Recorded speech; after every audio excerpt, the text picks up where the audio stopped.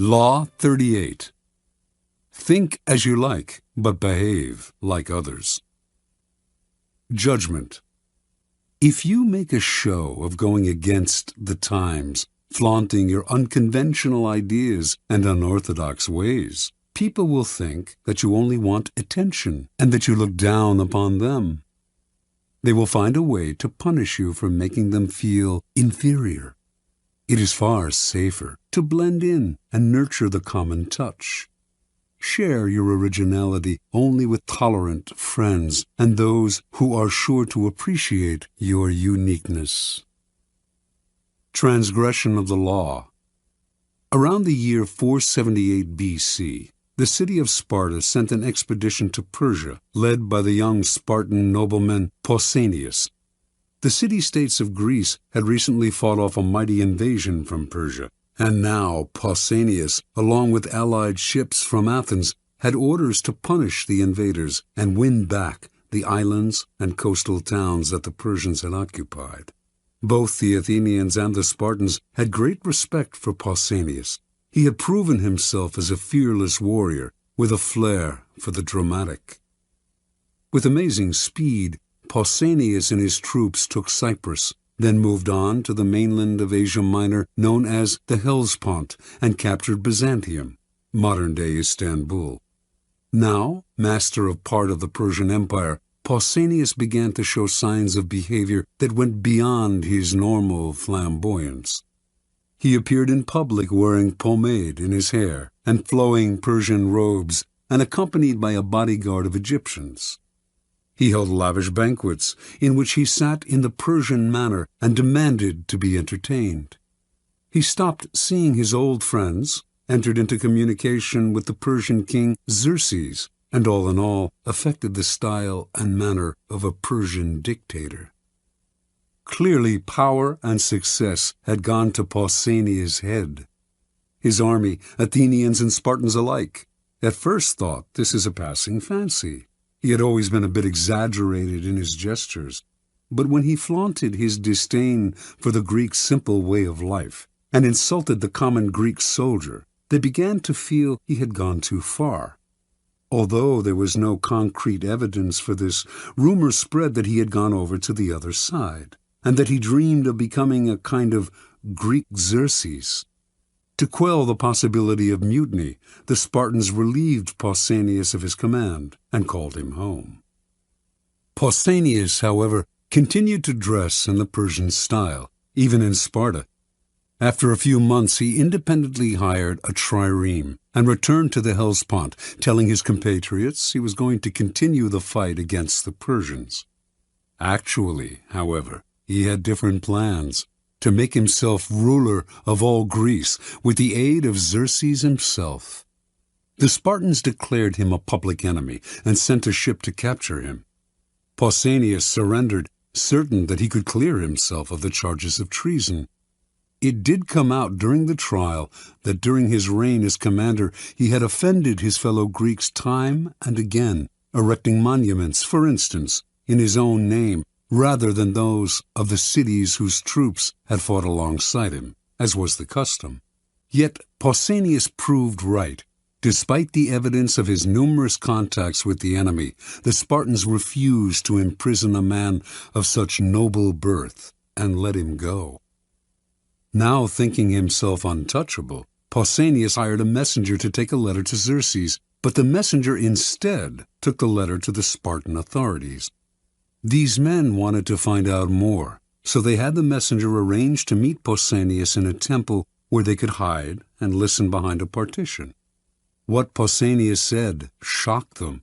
They had never heard such contempt for their ways spoken so brazenly by one of their own, and they made arrangements for his immediate arrest.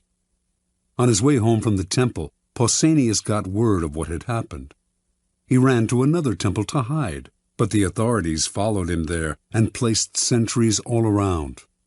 Pausanias refused to surrender. Unwilling to forcibly remove him from the sacred temple, the authorities kept him trapped inside until he eventually died of starvation. Interpretation. At first glance, it might seem that Pausanias simply fell in love with another culture, a phenomenon as old as time. Never comfortable with the asceticism of the Spartans, he found himself enthralled by the Persian love of luxury and sensual pleasure. He put on Persian robes and perfumes with a sense of deliverance from Greek discipline and simplicity. This is how it appears when people adopt a culture in which they were not raised. Often, however, there is also something else at play. People who flaunt their infatuation with a different culture are expressing a disdain and contempt for their own. They are using the outward appearance of the exotic to separate themselves from the common folk who unquestioningly follow the local customs and laws, and to express their sense of superiority. Otherwise, they would act with more dignity, showing respect for those who do not share their desires. Indeed, their need to show their difference so dramatically often makes them disliked by the people whose beliefs they challenge, indirectly and subtly, perhaps, but offensively nonetheless.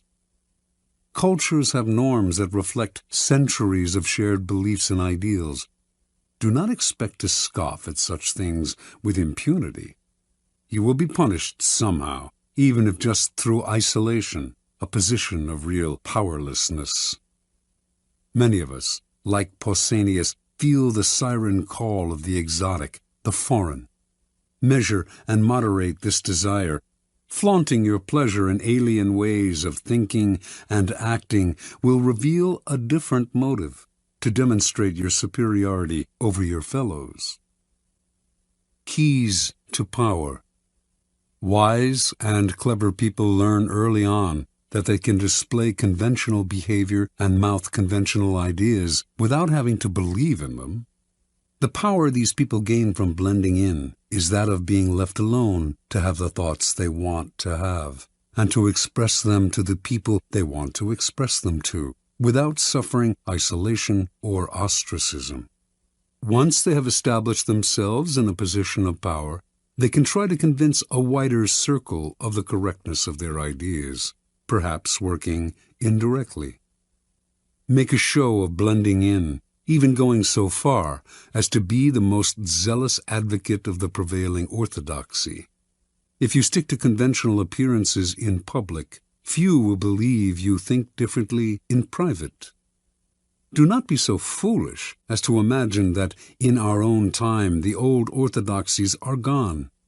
Jonas Salk, for instance, thought science had gotten past politics and protocol, and so, in his search for a polio vaccine, he broke all the rules, going public with the discovery before showing it to the scientific community, taking credit for the vaccine without acknowledging the scientists who had paved the way, making himself a star. The public may have loved him, but scientists shunned him. His disrespect for his community's orthodoxies left him isolated, and he wasted years trying to heal the breach and struggling for funding and cooperation. The logical extension of this law is the invaluable ability to be all things to all people. When you go into society, leave behind your own ideas and values, and put on the mask that is most appropriate for the group in which you find yourself. People will swallow the bait because it flatters them to believe that you share their ideas.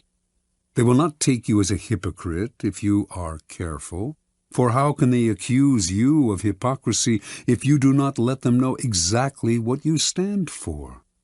Nor will they see you as lacking in values.